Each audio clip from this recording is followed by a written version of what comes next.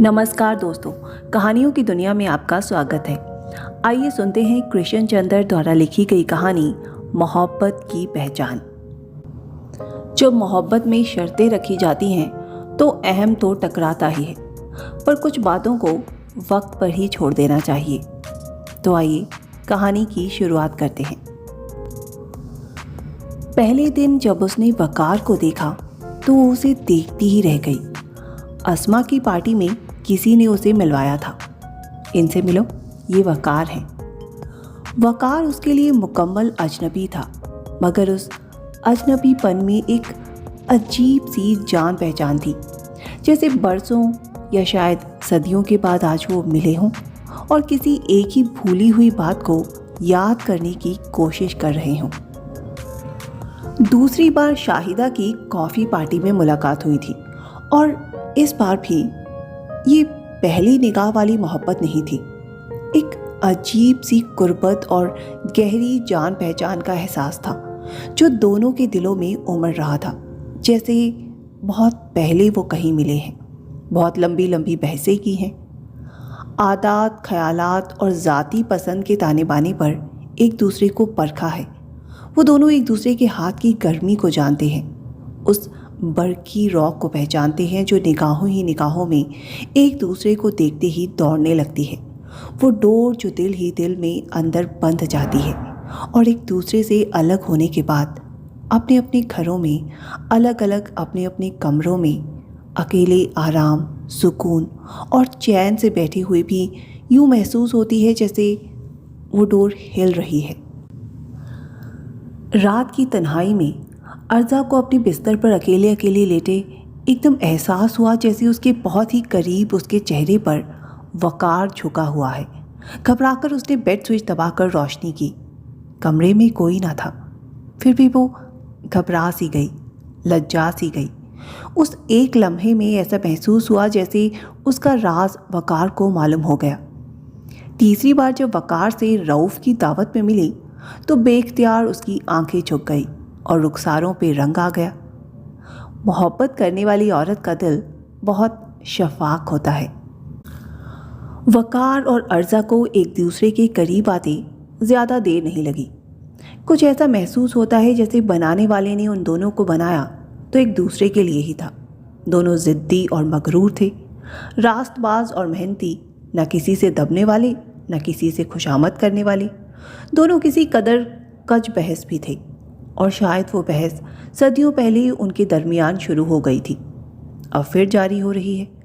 दोनों साइंस के बहुत अच्छे तालिबे इल्म थे और यूनिवर्सिटी के स्कॉलरों में उनका नाम शुमार होता था। आजकल साइंस में फ़लसफ़े से कहीं ज़्यादा बहस करने का मौका है। इस पर तुर्रा ये कि दोनों खूबसूरत और हसीन थे। लगता था कुदरत ने दोनों को एक ही सांचे और ढप्पे में ढालकर एक दूसरे से दूर फेंक दिया था। हालात के महवर पर गर्दिश करते करते अचानक वो एक दूसरे से आन मिले थे और अब ऐसा लगता था जैसे कभी एक दूसरे से अलग ना होंगे। ये पहचान 3-4 साल तक चलती गई और गहरी होती गई। इस अरसे में वकार IAS में आ चुका था और ट्रेनिंग हासिल कर रहा था। अर्जा भी नेशनल लेबॉर्ट्रीज़ में मुलाजिम हो चुकी थी और अपने महबूब मौसी क्रिस्टोलॉजी पर रिसर्च कर रही थी। जिंदगी उन दोनों के लिए बाहर के पहले झोंके की तरह शुरू हो रही थी। उन दोनों ने शादी का फैसला कर लिया था, मगर शादी से चंद रोज़ पहले अर्जा के मुंह से नहीं निकल गया। बरसों बाद आज भी जब वो वाक़ये को याद करती है तो उसे नहीं पर हैरत तो नहीं होती, पर इस नहीं पर जमे और अड़े रहने पर हैरत होती है। वो दोनों नेशनल पार्क के घने कुंज में घास पर दस्तर खवान बिछाए खाना खा रहे थे। दूर ऊपर कहीं सूरज था, बीच में चमेली के पीले पीले फूल थे जिनकी ओट में कहीं कहीं झील का नीला पानी एक शरीफ बच्चे की तरह दोनों की तन्हाई में झांका जाता है। कोई कश्ती साहिल से गुजर जाती है, कोई प्यार करने वाली लड़की अपने चाहने वाले के बाजू पर सिर रख कर हंस रही है। उसकी हंसी सफ़ेद बादल का एक टुकड़ा है। इस दुनिया में हमेशा क़यामतें आती रहेंगी और हमेशा वो एक दूसरे से झगड़ेंगे। 10 गज ज़मीन के लिए, कभी एक झूठे गरूर के लिए और हमेशा कोई ना कोई आफत टूटती रहेगी इस दुनिया में। मगर मोहब्बत सिर्फ एक बार आती है।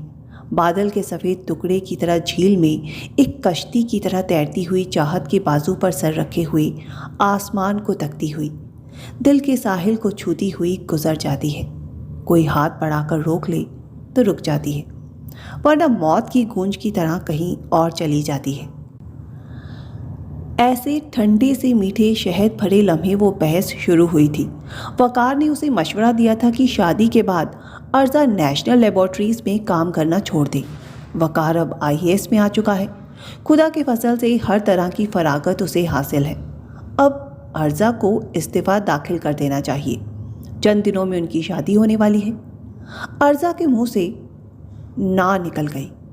नहीं, वो अपनी मुलाजमत कभी तर्क नहीं करेगी। मुलाजमत छोड़ने की ज़रूरत क्या है? उसे ये काम पसंद है, वो रिसर्च करना चाहती है। शादी का ये मतलब तो हरगिज़ नहीं कि औरत मर्द की गुलाम होकर रह जाए। घरदारी में ऐसा कौन सा वक्त लगता है? खाना बावर्ची पकाएगा, पानी नल से आएगा, झाड़ू बुहार झाड़ पोंछ का काम मनियार करेगी। बाकी रह क्या गया?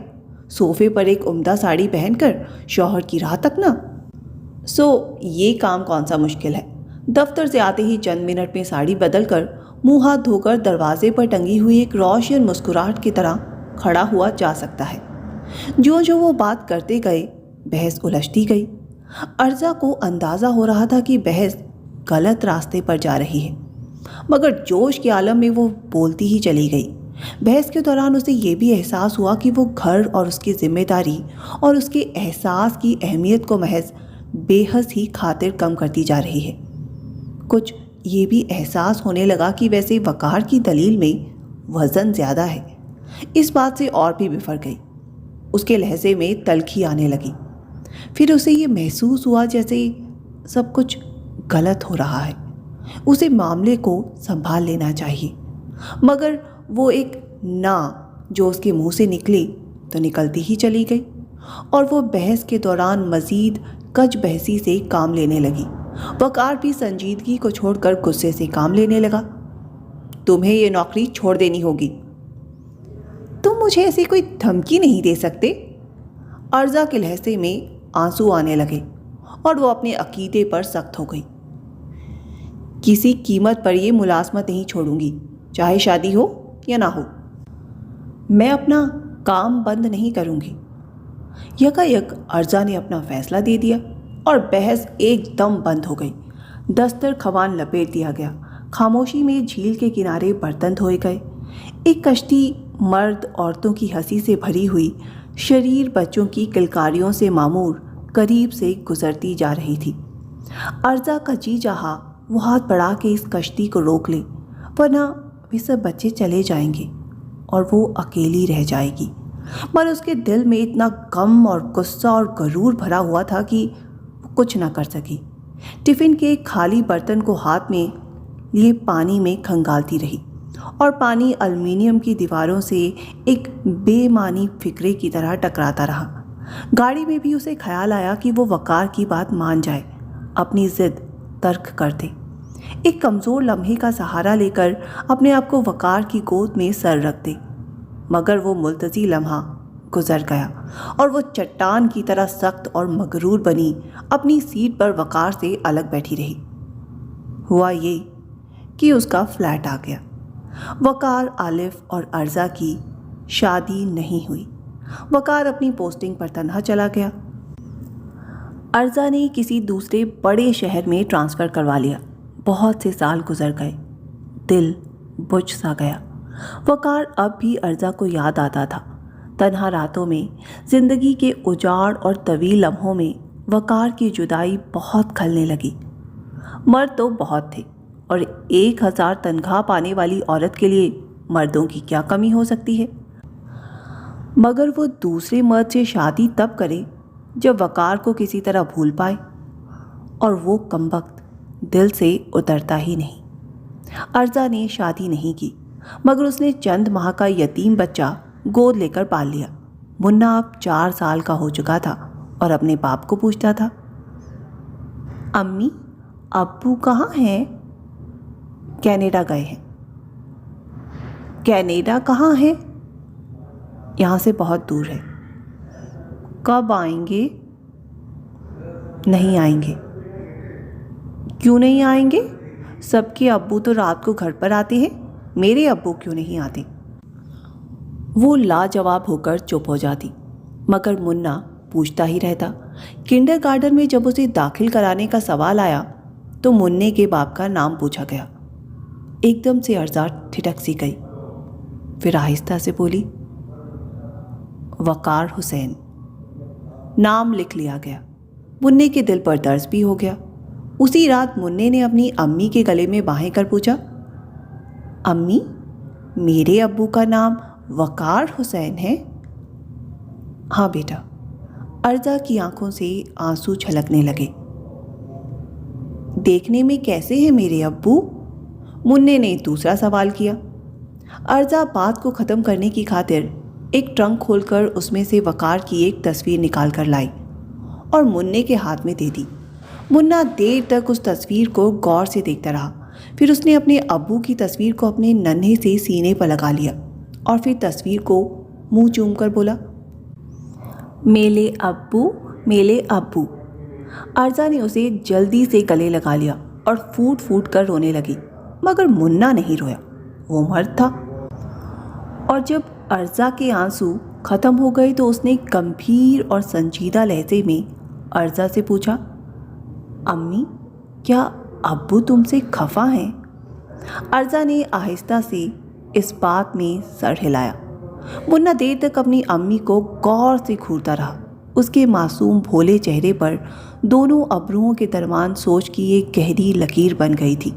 मुन्ने ने अपने गाल पर उंगली रखते हुए कहा, रो नहीं अम्मी, मैं जब बड़ा हो जाऊंगा तो तुम्हें अब्बू के पास कनाडा ले चलूंगा। कनाडा? वकार तो हिंदुस्तान में था कहीं पर। उसे ये भी नहीं मालूम था कि अर्जा कहाँ पर है, पर यह मालूम था कि कहीं पर उसके एक बेटा भी पैदा हो चुका है। ये भी नहीं मालूम था कि उस बच्चे ने अपने कमरे में दीवार पर उसकी तस्वीर टांग ली है और उससे बातें करता है। वकार को ये सब कुछ मालूम नहीं था, मगर शादी उसने भी नहीं की। अभी ज़ख्म भरा नहीं था। कुछ ये भी महसूस होता था कि जो औरत इस दुनिया में उसके लिए थी वो सही मायनों में उसकी साथी हो सकती थी। उसको उसने अपनी ज़िद में खो दिया। आज भी उसे एहसास था कि बात उसी की सही थी, दलील जायज़ और वज़नी, मगर वो जो भी अपनी बात मनवाने के लिए तुल गया था, उसी एक बात ने शायद अर्जा को उससे बरगश्ता एक खातिर कर दिया था। वो अगर उसकी मुलाजमत तर्क करने पर इस कदर इसरार ना करता तो यकीनन अर्जा भी इतनी ज़िद ना करती। मुमकिन था कुछ अरसे के बाद खुद ही छोड़ देती, या बच्चा होने के बाद तो ज़रूर खुद से खुद मुलाजमत छोड़ देती। एक ज़रा सी बात के लिए मर्द की बेहुदा खुदी की खातिर वकार ने अपनी मोहब्बत को ठुकरा दिया था। यह एहसास दिन ब दिन बढ़ता जा रहा था। अंदर ही अंदर वकार अपनी गलती पर पेंचो ताप खाता, मगर अब कुछ नहीं हो सकता था। दिन गुजरते गए, महीने गुजरते गए, बरस गुजरते गए। क्या जवानी इसी तरह गुजर जाएगी?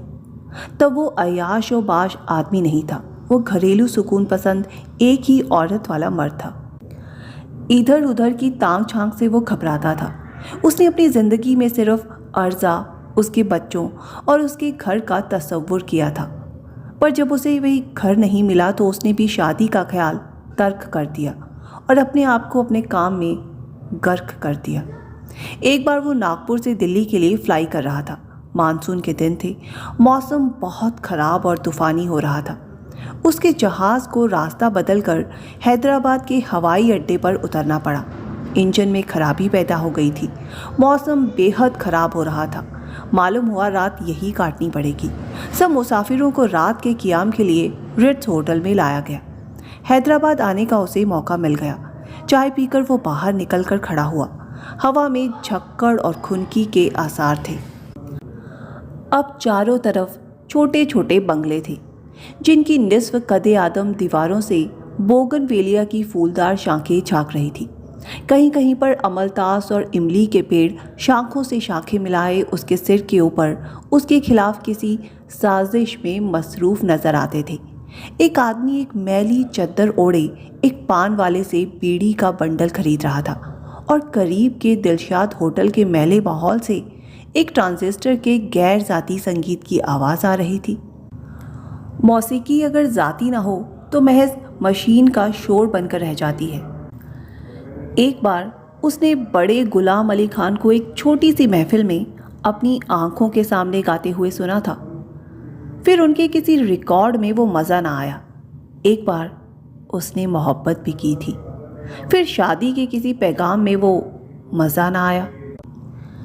एक बार वो सोचता सोचता चलता चलता रुक गया। किसी ने उसके घुटनों के नीचे उसकी पतलून को पकड़कर खींचा था। उसने मुड़कर देखा।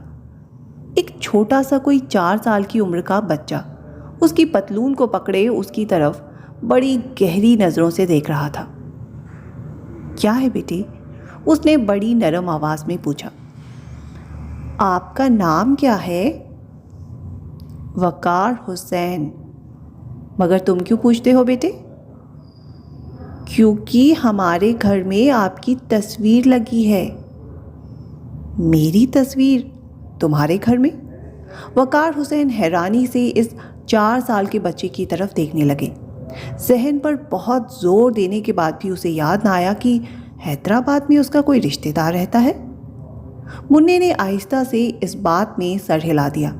फिर दोनों हाथ फैलाकर बोला, मुझे अपनी गोद में उठा लो और मेरे घर चलो, तुमको वो तस्वीर दिखाता हूँ। वकार हुसैन ने झुककर बच्चे को अपनी गोद में उठा लिया। बच्चा बड़े आराम से उसके सीने से लग गया और अपने छोटे हाथ की नन्ही नन्ही उंगलियों से उसे अपने घर का रास्ता बताने लगा। जब वो दोनों एक नीम तारीख बंगले के बागीचे में दाखिल हुए तो मुन्ना उसकी गोद से उतर गया। अब वो दोनों बगीचे के गिर्द एक नीम दायरा बनाती हुई रविश पर घूमकर बंगले के पोर्च में आ चुके थे। मुन्ने ने जल्दी से अपनी उंगली वकार के हाथ से छुड़ाई और तेजी से बंगले के अंदर जाते हुए जोर से चिल्लाया, अम्मी अम्मी अब्बू आ गए। अर्जा दौड़ी दौड़ी बाहर आई, फिर ठिठक कर दरवाजे पर खड़ी हो गई। फिर वकार को पहचान कर खुशी से रोने लगी। नहीं नहीं, अब वो कभी भी ना नहीं कहेगी। तो इसी के साथ कहानी का अंत होता है। आप कहानी के पात्रों के साथ सहमत हो भी सकते हैं और नहीं भी। उम्मीद है आपको कहानी की प्रस्तुति पसंद आई होगी। हिंदी साहित्य की और भी कहानियों के लिए कृपया चैनल पर विजिट करें और उसे सब्सक्राइब करें। धन्यवाद।